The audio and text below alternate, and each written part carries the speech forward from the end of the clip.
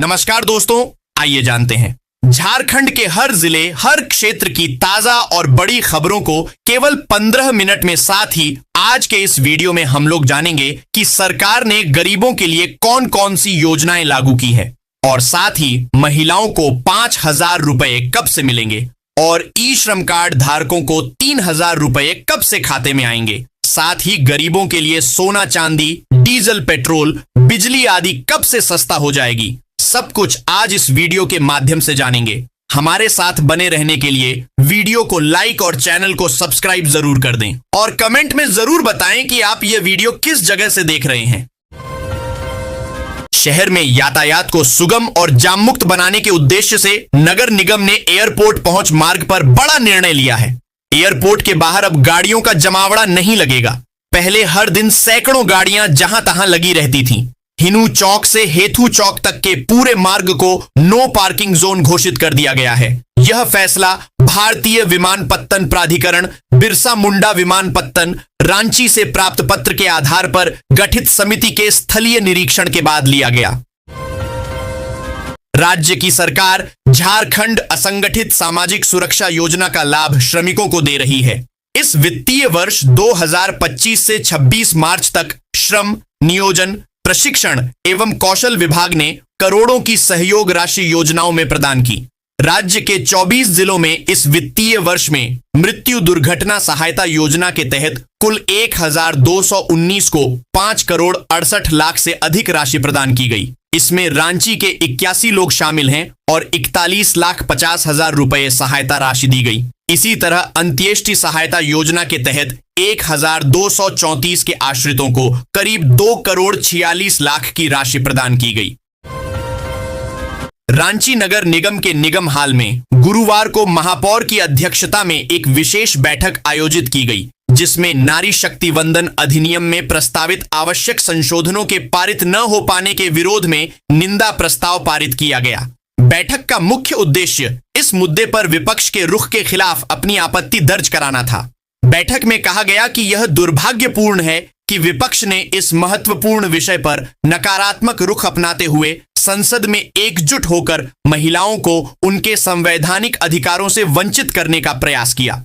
इसको लेकर नगर निगम ने कड़ा विरोध जताते हुए विशेष बैठक बुलाकर निंदा प्रस्ताव लाया।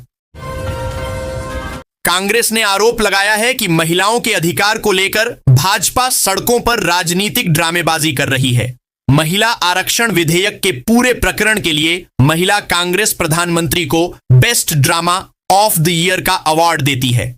कांग्रेस भवन में आयोजित संवाददाता सम्मेलन में कृषि मंत्री शिल्पी नेहा तिर्की ने कहा कि इससे पहले महिला कांग्रेस द्वारा पोस्ट कार्ड जारी कर 2023 में पारित महिला आरक्षण विधेयक को लागू करने, साथ ही साथ इसमें ओबीसी महिलाओं के लिए भी आरक्षण का प्रावधान करने की मांग की गई। जब महिला आरक्षण विधेयक 2023 में पारित हो चुका है, तब विशेष सत्र में कौन सा बिल लाया गया था?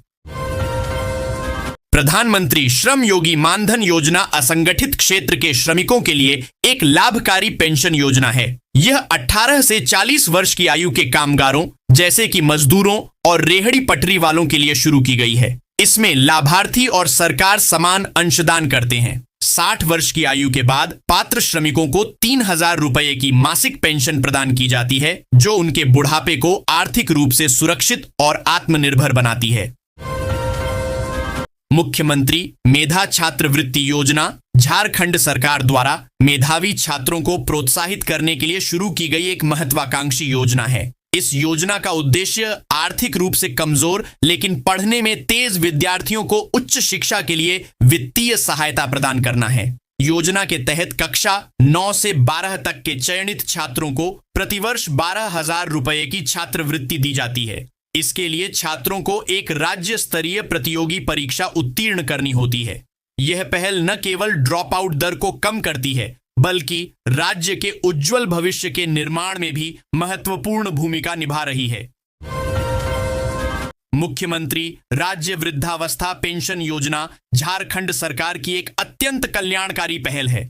इस योजना का मुख्य उद्देश्य राज्य के बुजुर्गों को सामाजिक सुरक्षा प्रदान करना और उन्हें सम्मानजनक जीवन जीने में मदद करना है। योजना के अंतर्गत 60 वर्ष या उससे अधिक आयु के पात्र वृद्ध जनों को प्रतिमाह 1000 रुपये की वित्तीय सहायता सीधे उनके बैंक खाते में भेजी जाती है। इसमें बीपीएल की अनिवार्यता को समाप्त कर दिया गया है ताकि अधिक से अधिक जरूरतमंदों को लाभ मिल सके। यह राशि वृद्धों को अपनी दवाइयों और अन्य व्यक्तिगत जरूरतों के लिए किसी और पर निर्भर रहने से बचाती है और उन्हें आत्मनिर्भर बनाती है। झारखंड में जरूरतमंदों को छत मुहैया कराने के लिए प्रधानमंत्री आवास योजना और राज्य सरकार की अबुआ आवास योजना तेजी से क्रियान्वित हो रही है।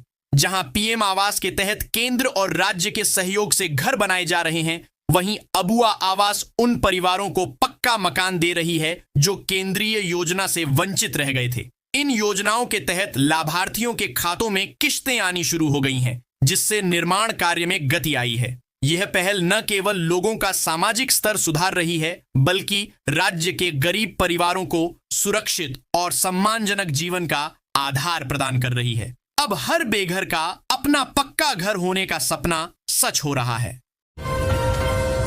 पलामू जिले के हुसैनाबाद शहर में इन दिनों पेट्रोल और डीजल की भारी किल्लत ने आम जनजीवन को अस्त व्यस्त कर दिया है। शहर के अधिकांश पेट्रोल पंपों पर स्टॉक समाप्त होने के कारण तेल की आपूर्ति पूरी तरह ठप हो गई है, जिससे वाहन चालकों और स्थानीय निवासियों को भारी दिक्कतों का सामना करना पड़ रहा है। ईंधन संकट का आलम यह है कि जिन इक्का दुक्का पंपों पर थोड़ा बहुत स्टॉक बचा है, वहां सुबह से ही वाहनों की लंबी कतारें देखी जा रही हैं। घंटों इंतजार करने के बाद भी कई लोगों को निराशा हाथ लग रही है और उन्हें खाली हाथ लौटना पड़ रहा है।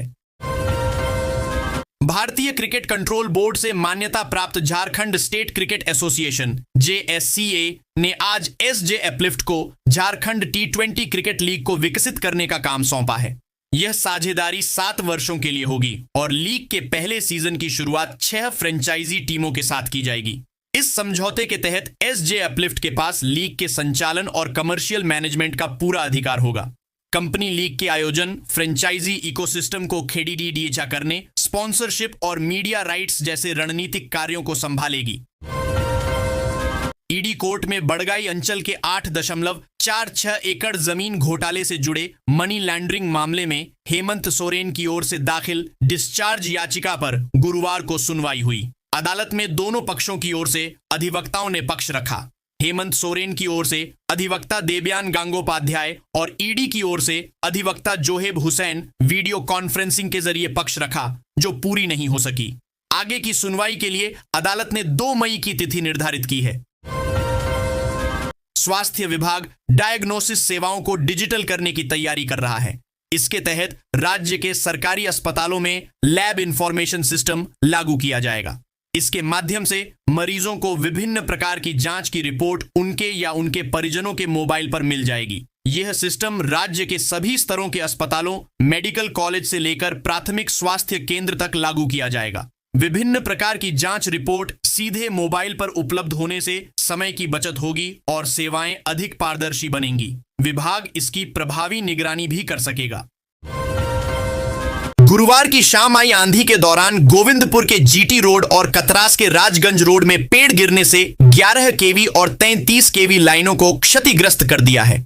वहीं जरिया के कतरास मोददाच और शहरी क्षेत्र के सरायढेला व धैया में इंसुलेटर फटने और जंपर कटने की घटनाएं हुई। सरायढेला सब स्टेशन के अधीन आने वाले इलाकों में भी पेड़ गिरने से तार जमीन पर आ गए, जिसके कारण सुरक्षा के लिहाज से तुरंत बिजली काट दी गई। झारखंड में जनगणना 2027 को लेकर स्वगणना की शुरुआत हो गई। राज्यपाल संतोष कुमार गंगवार ने लोक भवन में अपनी जानकारी दर्ज कराई, जबकि मुख्यमंत्री हेमंत सोरेन ने पत्नी कल्पना सोरेन के साथ CM आवास में जानकारी दर्ज कराई। इसके साथ ही राज्य के विभिन्न हिस्सों में बड़ी संख्या में लोगों ने स्वगणना प्रक्रिया में भाग लेकर अपनी जानकारी दर्ज कराई। झारखंड लोक सेवा आयोग की ओर से कई परीक्षाओं में गड़बड़ी और त्रुटियों की शिकायत मिली है, जिसके बाद आयोग की काफी किरकिरी हो रही है। अब लोक भवन की ओर से इस मामले में संज्ञान लिया गया है और आयोग को सख्त कार्रवाई का निर्देश दिया गया है। राज्यपाल संतोष कुमार गंगवार ने जेपीएसएससी की ओर से हाल में संचालित कुछ महत्वपूर्ण परीक्षाओं में पाई गई त्रुटियों पर गंभीर चिंता व्यक्त की है। राज्यपाल के निर्देश पर इस संबंध में लोक भवन की ओर से झारखंड लोक सेवा आयोग के अध्यक्ष को पत्र प्रेषित कर इन परीक्षाओं में हुई त्रुटियों की ओर ध्यान आकृष्ट कराया गया है।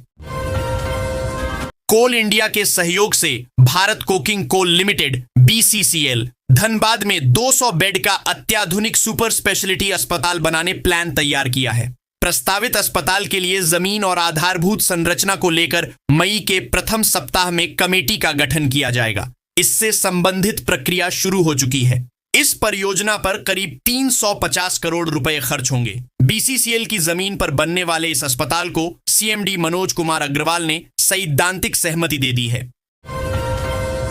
Council for the Indian school certificate examination CISCE द्वारा गुरुवार को घोषित ICSI 10वीं और ISSE 12वीं के परीक्षा परिणामों में जमशेदपुर के विद्यार्थियों ने एक बार फिर अपनी प्रतिभा का लोहा मनवाया है। शहर के स्कूलों का परिणाम पिछले साल की तरह इस बार भी उत्कृष्ट रहा है, जिसमें LDDHQओं ने सफलता के प्रतिशत में बाजी मारी है। झारखंड मुक्ति मोर्चा की केंद्रीय समिति ने सांगठनिक मजबूती और कार्यकर्ताओं में नई ऊर्जा फूंकने के उद्देश्य से पूर्वी सिंहभूम जिला समिति के नए पदाधिकारियों की आधिकारिक घोषणा कर दी है। केंद्रीय महासचिव विनोद कुमार पांडेय द्वारा जारी इस सूची के अनुसार विक्टर सोरेन को पूर्वी सिंहभूम का नया जिला अध्यक्ष नियुक्त किया गया है। संगठन को गतिशील बनाने के लिए रतन महतो को जिला सचिव की महत्वपूर्ण जिम्मेदारी सौंपी गई है। जिला समिति की वित्तीय कमान कोषाध्यक्ष के रूप में कालीपदो गोराई संभालेंगे। Council for the Indian school certificate examinations CISCE द्वारा 10वीं ICSE और 12वीं ISC बोर्ड परीक्षा के परिणाम घोषित किए जा चुके हैं। इस वर्ष कोल्हान समेत पूरे झारखंड के छात्रों ने शानदार प्रदर्शन किया है। हालांकि इस जश्न के बीच जो छात्र किसी कारणवश अपने प्राप्त अंकों से संतुष्ट नहीं हैं, उन्हें बिल्कुल भी निराश होने की आवश्यकता नहीं है। बोर्ड उनके भविष्य को ध्यान में रखते हुए अंकों के पुनर्मूल्यांकन और सुधार का एक और सुनहरा अवसर प्रदान कर रहा है। झारखंड सरकार ने मुख्यमंत्री पशुधन विकास योजना को नया विस्तार देते हुए राज्य के पहाड़ी और सीमावर्ती क्षेत्रों में विशेष भेड़ पालन योजना शुरू करने का निर्णय लिया है।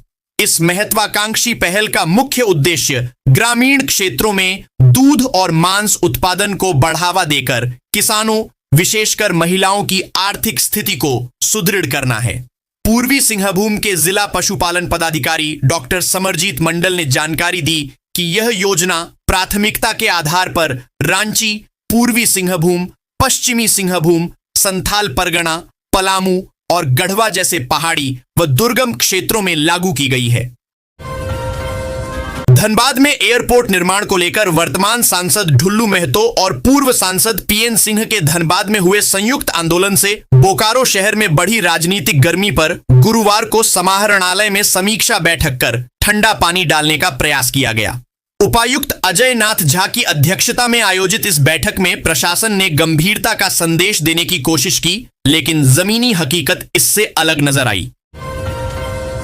नेशनल टेस्टिंग एजेंसी NTA द्वारा 3 मई 2026 को आयोजित होने वाली स्नातक चिकित्सा प्रवेश परीक्षा NEET UG को लेकर रांची जिला प्रशासन पूरी तरह से अलर्ट मोड पर है। परीक्षा के सफल, कदाचार मुक्त और शांतिपूर्ण संचालन के लिए सदर अनुमंडल दंडाधिकारी SDM कुमार रजत ने BNSS की धारा 163 के तहत मिली शक्तियों का प्रयोग करते हुए महत्वपूर्ण आदेश जारी किए हैं। इस आदेश के तहत रांची के सभी 21 परीक्षा केंद्रों के 200 मीटर के दायरे में निषेधाज्ञा लागू कर दी गई है।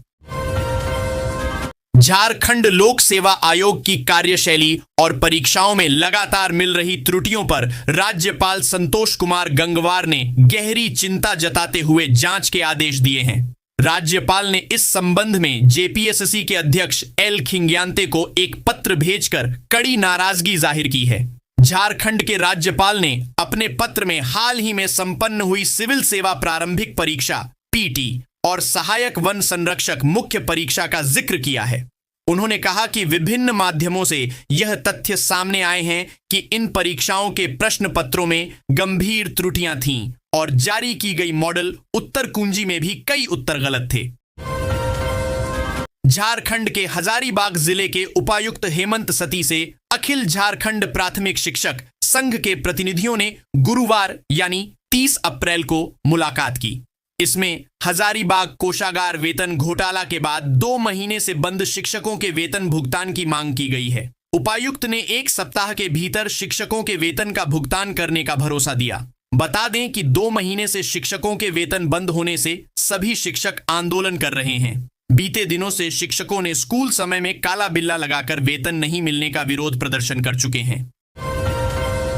झारखंड की राजधानी रांची के आड्रे हाउस में 1 से 3 मई तक 3 दिवसीय सांसद सांस्कृतिक महोत्सव सह स्वदेशी मेला का आयोजन किया जाएगा। महोत्सव में सुबह 9 से रात 10 बजे तक आम लोगों के लिए निःशुल्क प्रवेश रहेगा। केंद्रीय रक्षा राज्य मंत्री संजय सेठ ने गुरुवार को प्रेस कॉन्फ्रेंस कर बताया कि आयोजन में कला, संस्कृति और स्वदेशी उत्पादों का संगम देखने को मिलेगा। 3 दिनों तक यहां झारखंड की लोक संस्कृति, हस्तशिल्प, पारंपरिक खानपान और मोटे अनाज से बने उत्पाद आकर्षण का केंद्र होंगे। झारखंड की महिला उद्यमियों की आय बढ़ाने और उन्हें आधुनिक व्यापारिक तकनीकों से जोड़ने के लिए राज्य सरकार ने एक बड़ी योजना तैयार की है। इसके तहत राज्य के सभी 24 जिलों के 264 प्रखंडों में उद्यमिता से जुड़ी महिलाओं को प्रशिक्षित किया जाएगा। इस महत्वाकांक्षी परियोजना के लिए झारखंड सरकार ने IIM कोलकाता के साथ हाथ मिलाया है। गुरुवार को ग्रामीण विकास मंत्री दीपिका पांडेय सिंह और विभागीय अधिकारियों के समक्ष IIM कोलकाता की टीम ने इस योजना का प्रेजेंटेशन दिया। योजना के तहत अगले 3 वर्षों में राज्य भर की करीब 50,000 सुयोग्य महिला उद्यमियों का डेटा तैयार कर उन्हें तकनीकी रूप से प्रशिक्षित किया जाएगा। झारखंड के सरकारी अस्पतालों में उपचार कराने वाले मरीजों के लिए राहत भरी खबर है। अब जांच रिपोर्ट के लिए मरीजों को बार बार अस्पताल के चक्कर नहीं काटने होंगे। स्वास्थ्य विभाग ने जांच रिपोर्ट सीधे मरीजों के मोबाइल नंबर पर डिजिटल रूप में भेजने की तैयारी पूरी कर ली है। अस्पताल में पर्ची कटाते वक्त मरीजों द्वारा दिए गए मोबाइल नंबर का उपयोग कर उनकी जांच रिपोर्ट डिजिटल माध्यम से भेजी जाएगी। आयुष्मान भारत डिजिटल मिशन के तहत आभा कार्ड के माध्यम से इन रिपोर्ट्स को डिजिटल लॉकर में सुरक्षित भी रखा जा सकेगा। गैस कंपनियों ने LPG के दुरुपयोग को रोकने और वितरण प्रणाली को पारदर्शी बनाने के लिए 2 महत्वपूर्ण निर्णय लिए हैं। इसके तहत अब घरेलू गैस सिलेंडर के साथ 5 किलो वाले फ्री ट्रेड LPG सिलेंडर लेने के नियमों को सख्त कर दिया गया है। वहीं डिलीवरी के समय OTP की अनिवार्यता को लेकर भी कड़े निर्देश जारी किए गए हैं। नई व्यवस्था के अनुसार जिन उपभोक्ताओं के पास पहले से 14.2 किलो का घरेलू गैस कनेक्शन है, उन्हें अब 5 किलो का छोटा सिलेंडर नहीं मिल सकेगा। पहले केवल आवासीय प्रमाण पत्र देकर कोई भी व्यक्ति यह सिलेंडर ले सकता था, लेकिन अब आवेदन के बाद विस्तृत जांच की जाएगी।